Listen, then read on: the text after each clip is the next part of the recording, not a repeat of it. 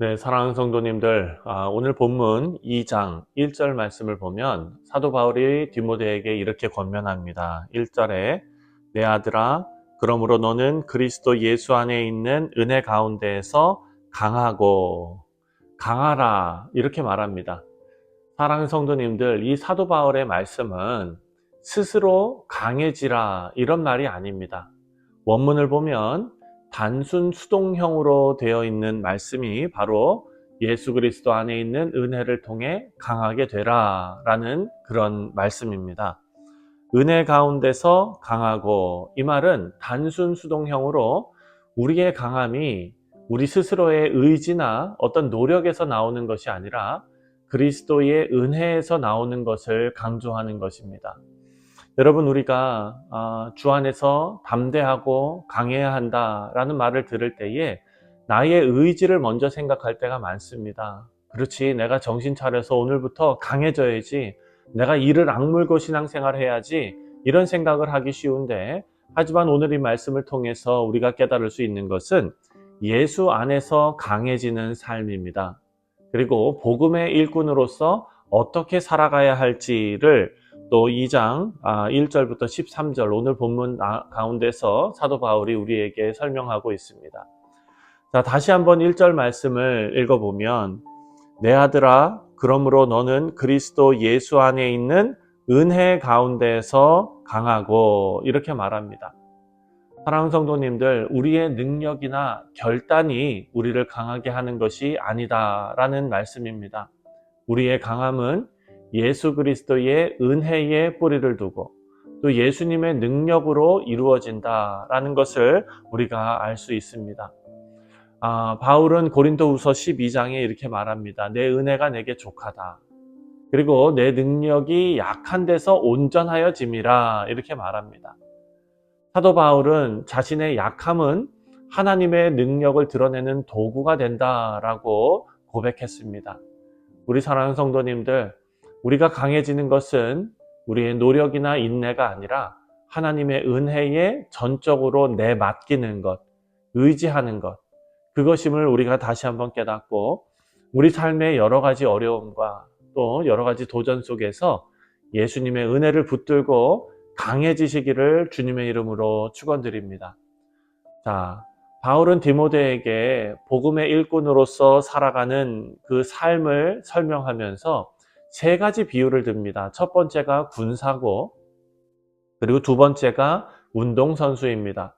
그리고 세 번째는 농부의 비유를 통해서 복음 사역의 본질을 가르쳐주고 있습니다.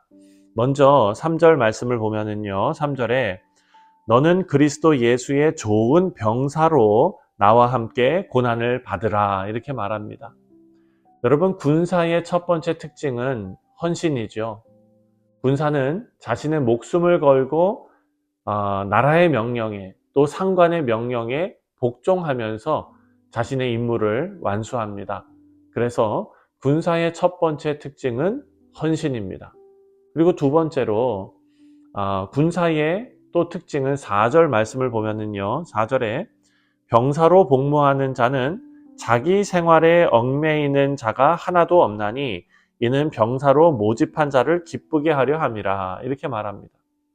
군사의 특징 중에 하나가 바로 세상의 염려와 유혹에서 벗어나 상관을 기쁘게 하는 데 목표를 둔다는 것입니다. 군사는 집중입니다. 자신의 사사로운 그런 연애에 이끌려서 자신의 사명, 군사로서의 사명을 저버리는 일을 하지 않는다라는 것입니다. 그리고 두 번째 비유로 든 것이 바로 운동선수입니다. 5절 말씀을 보니까 경기하는 자가 법대로 경기하지 아니하면 승리자의 관을 얻지 못할 것이며, 운동선수는 규칙을 따라야 합니다. 법대로 경기를 해야 합니다. 복음의 일꾼도 하나님의 말씀과 원칙을 따라 행해야 합니다. 사역의 성공은 우리 사역에 이 땅에서 맡겨진 우리의 사명이 성공하는 그 기준은 세상의 기준이 아니라 하나님의 기준에 의해 평가되는데, 하나님의 기준은 바로 하나님의 말씀과 그리고 하나님의 원칙을 따라서 살아가는 것입니다. 자, 6절 말씀을 보면 수고하는 농부가 곡식을 먼저 받는 것이 마땅하니라 이렇게 말합니다. 농부는 씨를 뿌리고 또 열매를 맺기까지 인내하면서 끊임없이 수고를 감당합니다. 복음의 일꾼도 즉각적인 결과를 기대할 수는 없습니다. 하나님의 때를 기다리고 신실하게 사명을 감당해야 하는 것입니다. 복음의 일꾼에게 공통적으로 요구되는 것이 바로 이 고난을 받으라 라는 것인데요. 3절에 나와 함께 고난을 받으라 라고 말합니다. 복음의 일꾼은 고난을 피하지 않고 담대히 받아들여야 한다라는 것입니다. 군사와 운동선수, 농부 모두 자신의 역할 속에서 계속해서 인내하며 고난을 감내하고 충성을 다할 때 그 본래의 목적을 이루는 것을 봅니다. 그래서 우리가 이 말씀을 통해서 우리 스스로 다짐해야 할 것은 우리가 다른 것 아닌 하나님의 명령에 헌신해야 한다라는 것입니다. 우리의 우선순위를 하나님의 사명에 두고 세상의 유혹에 흔들리지 않는 삶을 살기를 바랍니다. 또 두 번째로는 규칙대로 충성하는 것입니다.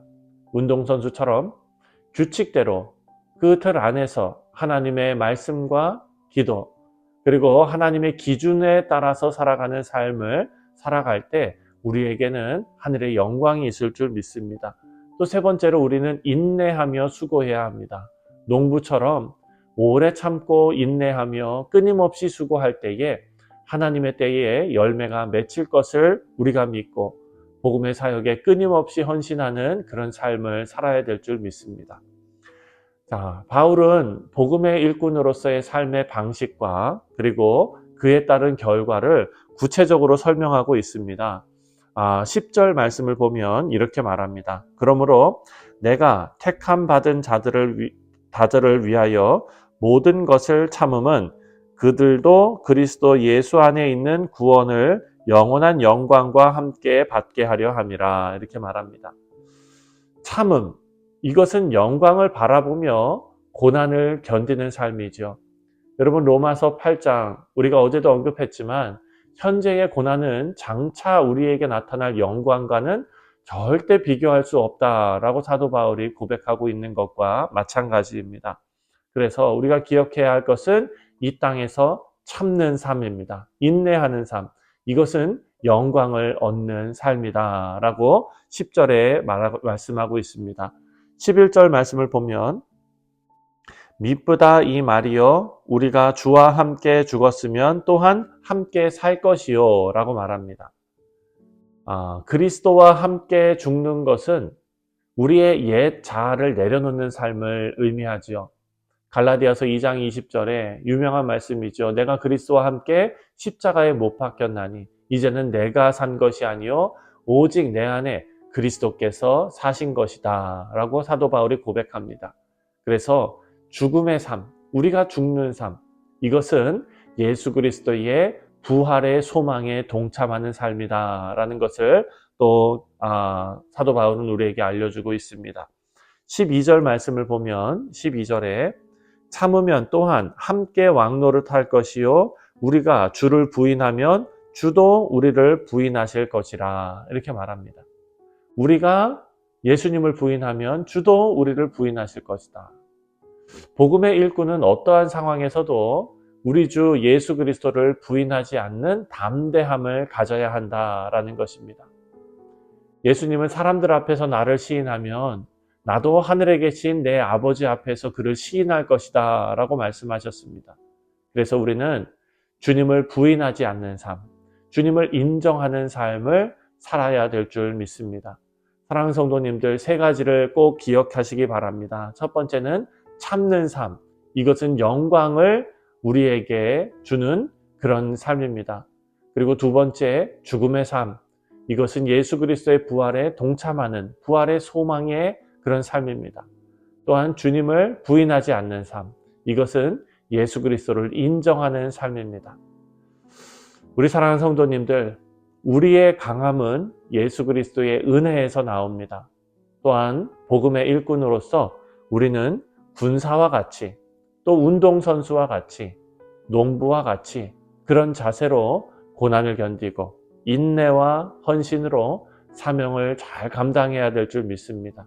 우리 모두의 삶의 자리에서 참고 또 죽고 부인하지 않는 삶을 통해서 하나님께서 약속하신 영광과 그리고 부활의 소망 또 하나님을 인정할 때 누리는 그 복을 우리가 누리는 복음의 일꾼들 다 되시기를 주님의 이름으로 축원드립니다. 기도하겠습니다.